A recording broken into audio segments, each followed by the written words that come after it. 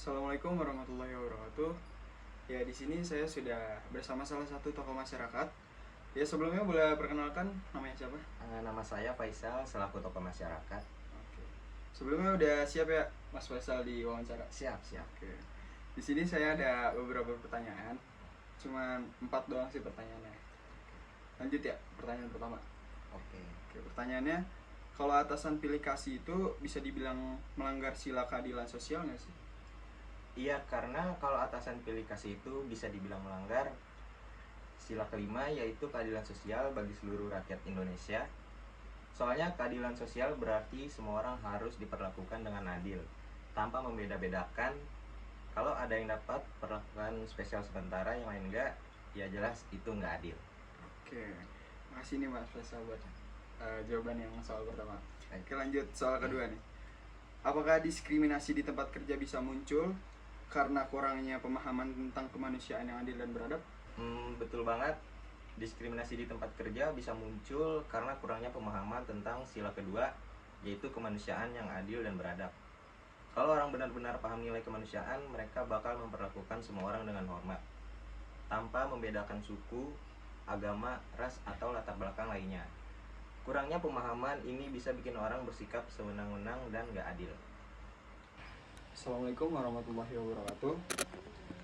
Oke, di sini saya sudah bersama salah satu mahasiswi dari Jakarta Global University.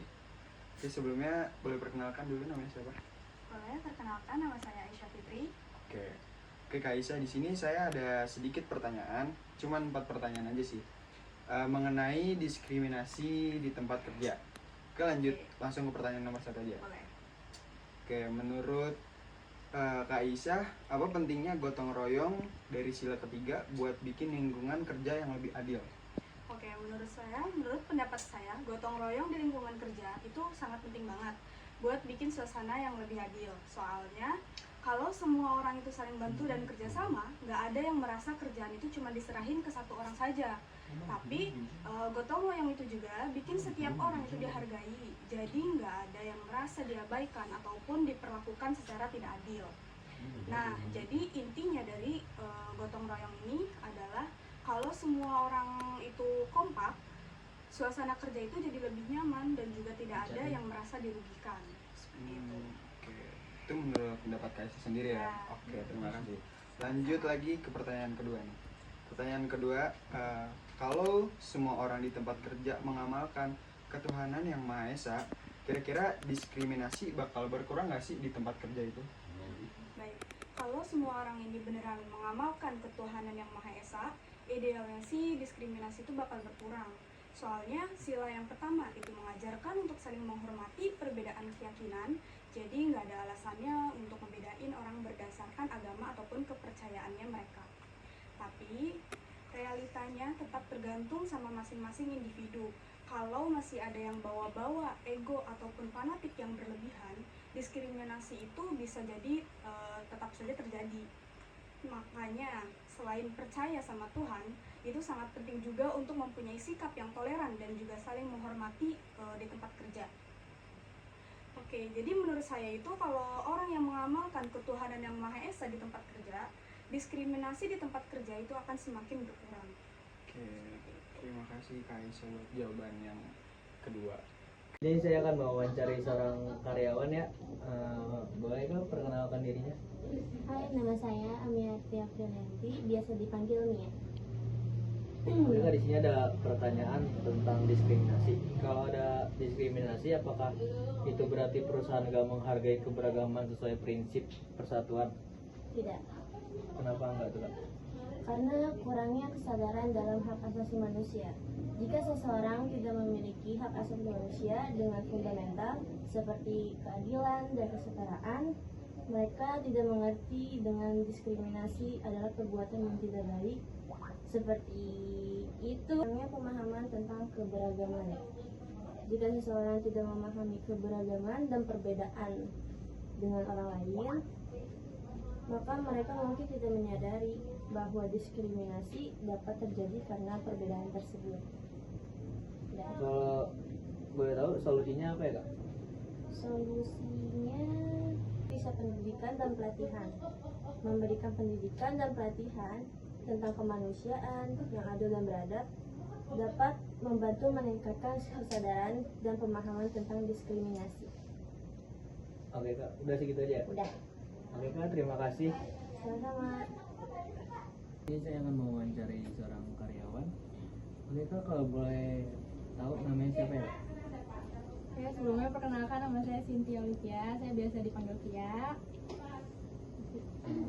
Saya mau nanya nih Kak tentang apakah diskriminasi di tempat kerja bisa muncul karena kurangnya pemahaman tentang kemanusiaan yang adil dan beradab? Itu mungkin sering kali terjadi di tempat kerjaan. Itu biasanya dari kurangnya empati, terus kesadaran, dari tentangnya asasi gitu. Terus dari budaya dan tradisinya juga. Oke Kak, solusinya untuk mengatasi itu apa ya Kak? Mungkin bisa dari meningkatkan kesadaran dari asasinya, terus juga bisa menghilangkan stereotip, bisa dari meningkatkan empati dan pemahaman, terus bisa dari pengembangan budaya dan tradisinya gitu. Terus bisa dari menyediakan pendidikan dan pelatihan dari sistem kerjanya. Oke, terima kasih untuk wawancaranya hari ini. Terima kasih Kak. Baik, assalamualaikum warahmatullahi wabarakatuh. Di sini saya sudah bersama rekan saya. Perkenalkan, nama saya Tikus Binsel Martinez. Oke, langsung ke pertanyaan pertama. Menurut Anda gimana sih cara perusahaan agar bisa menghilangkan diskriminasi di tempat kerja? Pada Pancasila, sila kedua mengajarkan kita untuk saling menghargai pendapat satu sama lain dan juga untuk bersikap adil. Jadi di tempat perusahaan atau tempat kerja mungkin tidak boleh membeda-bedakan atau tidak saling menghargai sesama karyawan. Baik. Oke, baik, lanjut ke pertanyaan kedua. Menurut Anda bagaimana perusahaan bisa membuat karyawannya merasa dihormati tanpa harus melihat latar belakang mereka masing-masing? Perusahaan bisa menghormati karyawannya dengan cara bersikap adil sesama karyawan, mengajarkan saling menghargai semua pendapat yang ada atau aspirasi mereka, dan menghargai kerja keras tanpa memandang latar belakang mereka satu-satu. Oke, baik. Lanjut, jika di suatu perusahaan masih ada diskriminasi di tempat kerja, berarti sama saja di perusahaan tersebut tidak menghargai sila persatuan Indonesia. Apakah benar?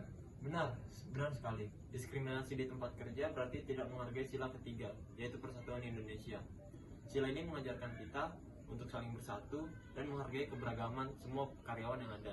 Jadi jika ada diskriminasi di suatu perusahaan, itu sama saja bertentangan dengan sila ketiga dan bertentangan dengan semangat serta persatuan sila ketiga. Oke, kita ke pertanyaan terakhir. Menurut Anda jika di suatu perusahaan masih membeda-bedakan latar belakang dari karyawannya, apakah perusahaan tersebut telah melanggar dari sila-sila Pancasila?